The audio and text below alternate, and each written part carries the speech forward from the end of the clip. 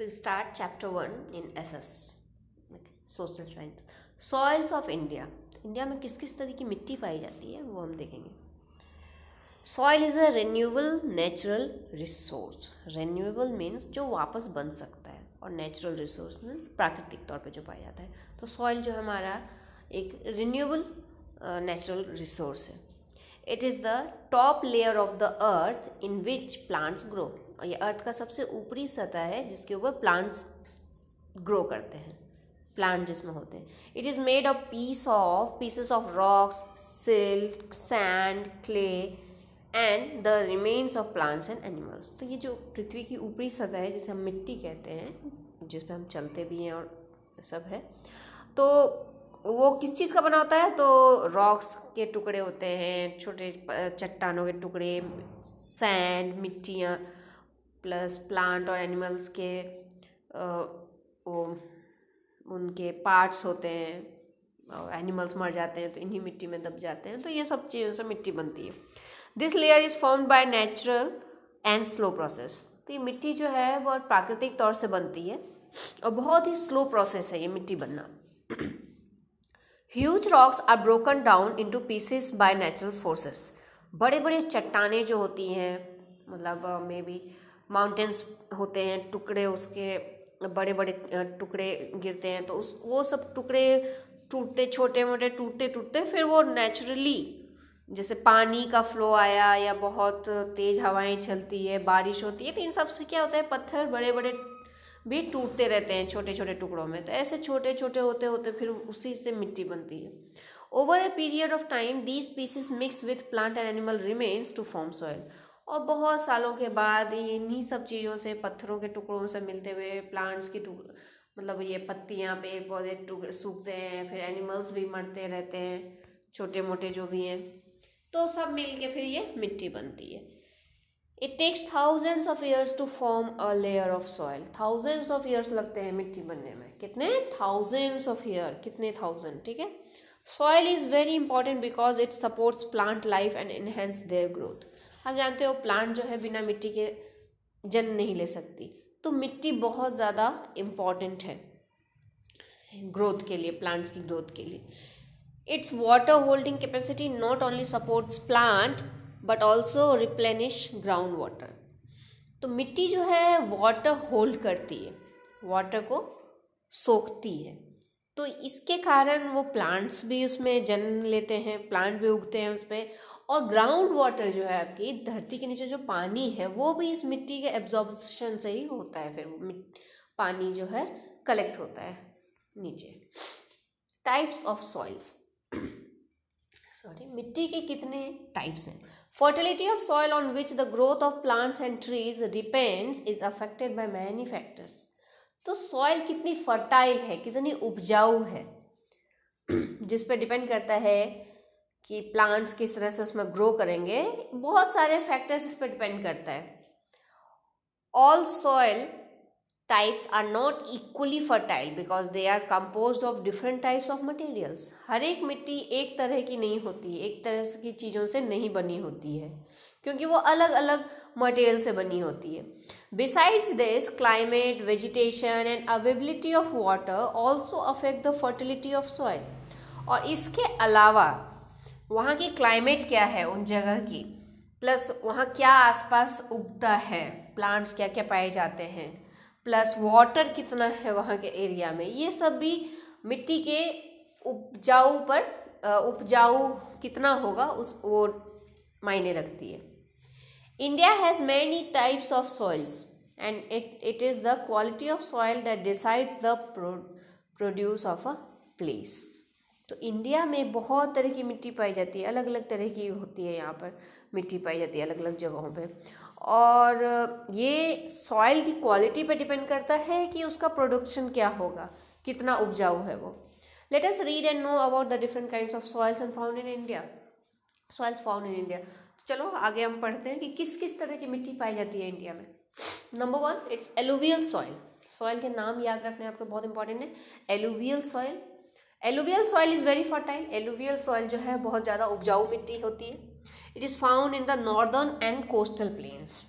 तो north India जो है उत्तरी क्षेत्र है इंडिया का, वहाँ पर, प्लस कोस्टल रीजन जो है, समुद्री किनारा, दो ट्रायंगुलर शेप जो है इंडिया का नीचे, वो ईस्ट और वेस्ट के जो कोस्टल रीजन्स हैं उन्हें कोस्टल प्लेन्स कहते हैं। तो वहाँ की मिट्टी एलुवियल सॉइल है, नॉर्दर्न एंड कोस्टल प्लेन्स में। It is made of fine sand and silt. ये किसकी बनी हुई है? तो बहुत झीणी रेती और सिल्ट से, मतलब क्या कह सकते हो, सिल्क, अब मिट्टी का एक वो बोल सकते हो, लुगदी टाइप, तो इन सब चीज़ों से बनी होती है। दीज आर कैरीड और washed down by the reverse that flow down from the Himalayas and the hills of Deccan plateau. तो ये मिट्टी जो है कहाँ से आती है? तो नदियों में बहती हुई आती है, जो हिमालय से नदियाँ आ रही है, या फिर डेक्कन प्लेट्यू, आपका साउथ एरिया जो स्टार्ट होता है इंडिया में, नॉर्थ और साउथ एरिया के बीच में जो वहाँ पर प्लेट्यू एरिया है, वो डेक्कन प्लेट्यू वहाँ पर प्रेजेंट है। तो वहाँ से भी कुछ नदियाँ बहती है, तो उन सब से बहते हुए ये मिट्टी उधर जमा होती है। The fine sand and silt get deposited on the river banks during annual flooding. तो ये मिट्टी जो है वो हर साल डिपॉजिट हो जाती रहती है नदियों के किनारे। हर साल क्यों? क्योंकि हर साल बारिश के बाद जो बाढ़ आती है, तो उसमें ये बाढ़ जो है वो उपजाऊ मिट्टी बहाते हुए अपने साथ लाती है और नदियों के किनारे ये जमा हो जाती है। It is ideal for growing crops such as rice, wheat, maize, sugar cane, tobacco, oil seeds, pulses, cotton, jute, vegetables and fruits. तो ये मिट्टी जो है वो किस चीज़ के लिए आइडियल है? मतलब इसमें बहुत ज़्यादा क्या उगेंगे? तो राइस, व्हीट, ओके, चावल, गेहूँ, मेज़ मतलब मकाई हो गई, शुगर केन मतलब आपका ये शुगर केन खाते हैं ना जिससे हम चीनी बनती है, शुगर केन, गन्ना जिसे कहते हैं, एंड टोबैको, फिर तेल के जो बीज होते हैं अलग अलग, तिलहन, सरसों हो गए और दूसरे हो गए, देन दालें हो गई अलग अलग, कॉटन की खेती होती है, जूट होता है और दूसरे साग भाजी वगैरह, फ्रूट्स वगैरह। और ब्लैक सॉइल पे आइए, अभी तक हमने एलुवियल सॉइल के बारे में पढ़ा। तो कौन सी मिट्टी कहाँ, ये आपको ध्यान रखना है, मिट्टी का नाम प्लस वो किस एरिया में पाया जाता है और वहाँ उसमें क्या क्या खेती होती है ज़्यादातर। तो ये बहुत इंपॉर्टेंट चीज़ें हैं आपको याद रखने वाली। Black soil, black soil also called lava soil. Black soil का दूसरा नाम है lava soil. Is formed from solidification of lava. Yes, lava soil इसलिए भी कहता है कि लावा जो होती है, लावा क्या होता है? ज्वालामुखी से जब ज्वालामुखी फूटती है तो उसके अंदर से जो सब निकलता है आग के साथ, राख और दूसरे सब चीज़ें, तो उसमें मिट्टी जो जमती है फिर उसकी वो सॉलिडिफाई होती है, जो उसकी लिक्विड, उससे जो मिट्टी बनती है, इसलिए वो ब्लैक सॉइल कहलाती है। It is the molten rock that flows through cracks and cuts on the earth's surface. Okay, ये ज्वालामुखी से निकलने वाली चीज़ों से बननी होती है। It is black in colour, और ये काफ़ी काली होती है कलर में। इट इज़ फाउंड इन, ज़्यादातर ये कहाँ पाया जाएगा? महाराष्ट्र के एरिया में, कुछ गुजरात का कुछ एरिया है और मध्य प्रदेश के कुछ एरिया में। Black soil can hold large amounts of water, और इसकी कैपेसिटी ये है, इसकी खासियत ये है कि ये पानी बहुत मात्रा में एब्जॉर्ब करती है, होल्ड कर सकती है पानी को। This quality makes it suitable for growing cotton and sugar cane, और इसके कारण ही ये इसमें कॉटन और शुगर केन की उपज बहुत होती है।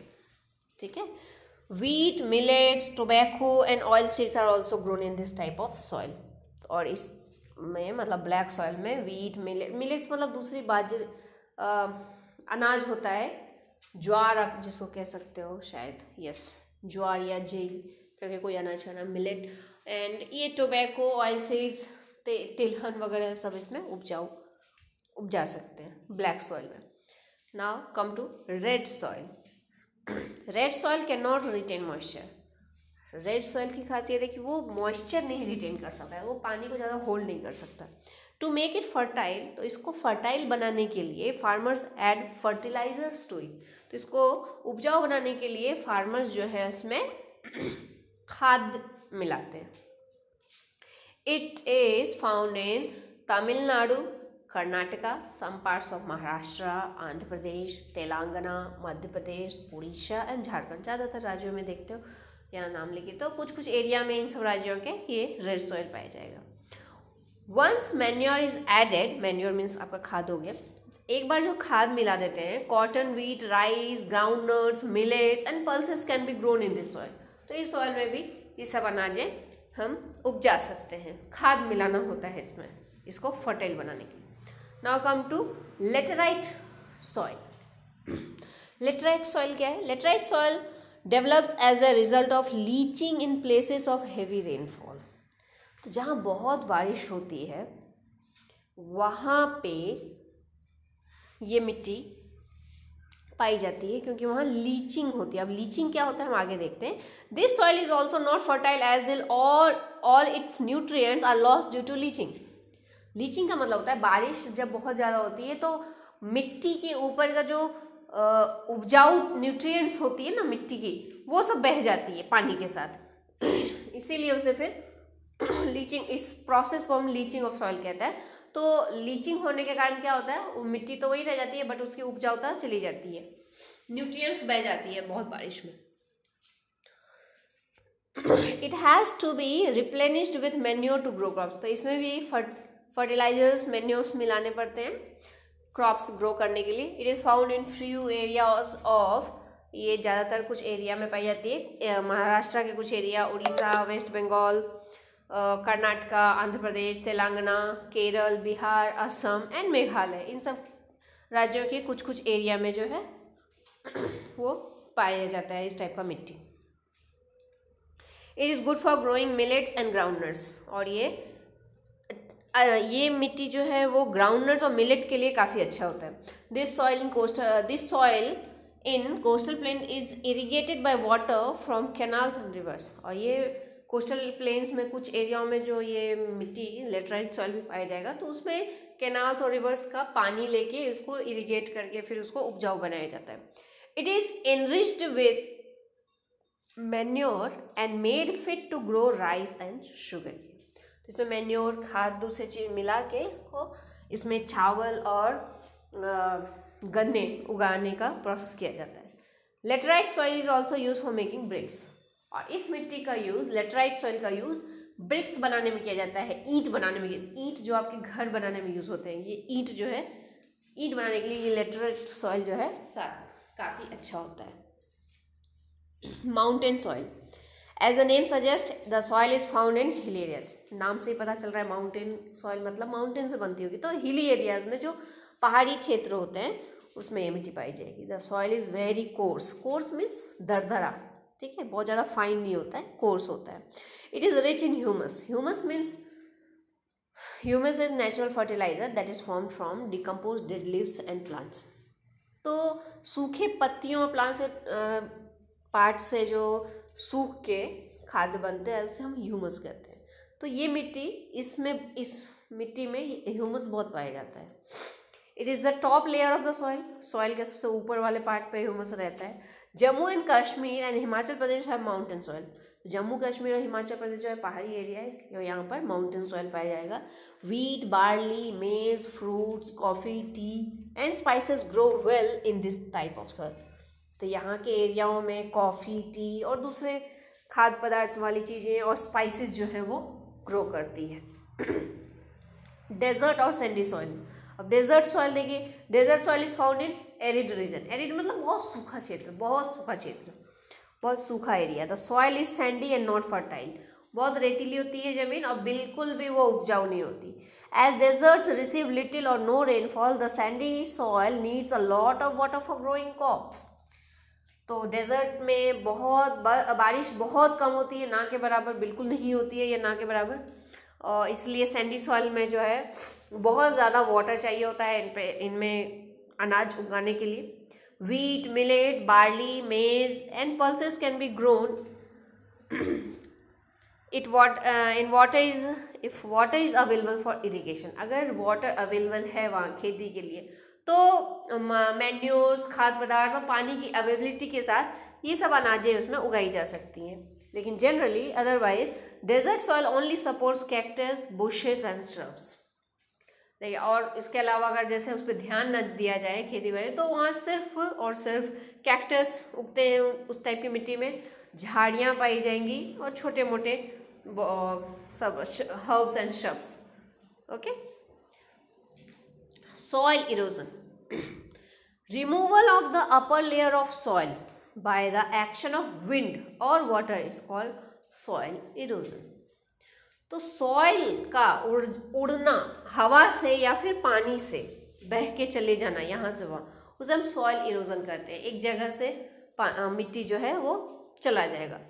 तो causes of soil erosion, soil erosion का कारण क्या है? Human activities such as cutting down of trees, pulling out grasses and overgrazing by animals make the soil loose. तो सॉइल इरोजन का कारण क्या है? तो ह्यूमन एक्टिविटी, हम लोग ही वो करते हैं, इंसान के द्वारा ही होता है। क्यों? ट्रीज बहुत ज़्यादा काटने लगे हैं, क्योंकि हर चीज़ में हम ट्रीज की बनी हुई चीज़ों का यूज़ करते हैं, लकड़ी को बने का चीज़ों लकड़ी के बने हुए चीज़ों का उपयोग ज़्यादा करने लगे हैं हम, तो ट्रीज़ बहुत काटने पड़ते हैं। उसके बाद ग्रासेस बहुत ज़्यादा अगर निकालते हो आप मिट्टी से, तो मिट्टी की वो जो मिट्टी की पकड़ होती है वो चली जाती है। फिर कैटल्स जो होते हैं, जानवर हैं, बहुत ज़्यादा आप घास आप खिला रहे हो एक ही एरिया में, तो क्या है, वहाँ की ज़मीन की वो घास चली जाएगी और वो मिट्टी फिर इधर से उधर बहने लगती है।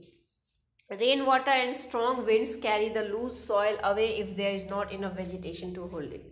तो बारिश का पानी और तेज हवा वो जो क्या है मिट्टी को उड़ा के लेके चली जाती है। कैसे? जब मिट्टी के ऊपर घास या दूसरे वेजिटेशन प्रेजेंट नहीं होगी तो वो मिट्टी लूज पड़ जाती है, वो मिट्टी फिर बहने लगेगी। प्रिवेंशन ऑफ सॉइल इरोजन, तो इससे बचाने का क्या तरीका है? सॉइल इरोजन से बचने का क्या तरीका है? More trees must be planted and deforestation must be stopped.